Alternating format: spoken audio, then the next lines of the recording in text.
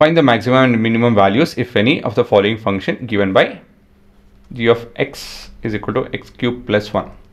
ಹುಡುಗ್ರ ಈ ಗ್ರಾಫ್ ಹೇಗೆ ಕಾಣುತ್ತೆ ಅಂತ ಹೇಳಿದ್ರೆ ಇದು ನಮ್ಮ ಎಕ್ಸ್ ಆ್ಯಂಡ್ ವೈ ಎಕ್ಸ್ ಅಂತ ತಿಳ್ಕೊಳ್ಳಿ. ನಿಮ್ಮ ಗ್ರಾಫ್ ಇಲ್ಲಿ ಈ ರೀತಿಯಲ್ಲಿ ಕಾಣುತ್ತೆ, ಸರಿನಾ? ಇದು ನೋಡ್ಬೋದು ಅದೇ ಗ್ರಾಫು. ಸೊ ಇಲ್ಲಿ ನೋಡ್ಬೋದು ಎಕ್ಸ್ ಕ್ಯೂಬ್ ಪ್ಲಸ್ 1 ಈ ರೀತಿಯಲ್ಲಿ ಕಾಣುತ್ತೆ.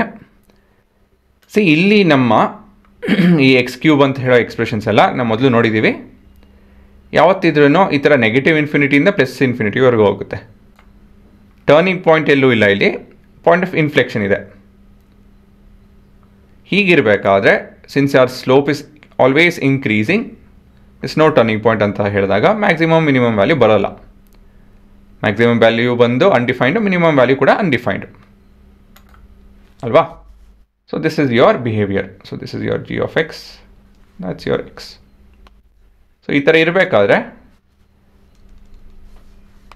ನಮ್ಮ ಮ್ಯಾಕ್ಸಿಮಮ್ ಮಿನಿಮಮ್ ವ್ಯಾಲ್ಯೂ ಇಲ್ಲ. ಅದನ್ನು ಹೇಗೆ ನೋಡ್ಸೋದಪ್ಪ ಅಂತ ಹೇಳಿದ್ರೆ we need to differentiate g of x with respect to x. So g prime of x will be equal to 2 times of x, or sorry 3 times of x square plus 0 ಆಮೇಲೆ zeros of g prime of x ಕಂಡಿಡಿಯೋಣ. x is equal to 0 ಬರುತ್ತೆ. So the point before 0 that is -1 example ಏನು ಬರುತ್ತೆ ಇಲ್ಲಿ? It would be 3.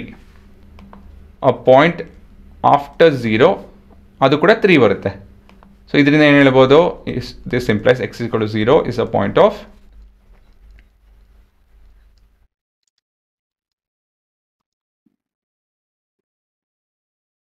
inflection. Thus f of x has neither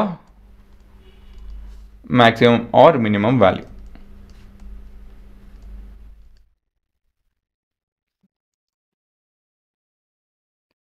ಅಲ್ವಾ?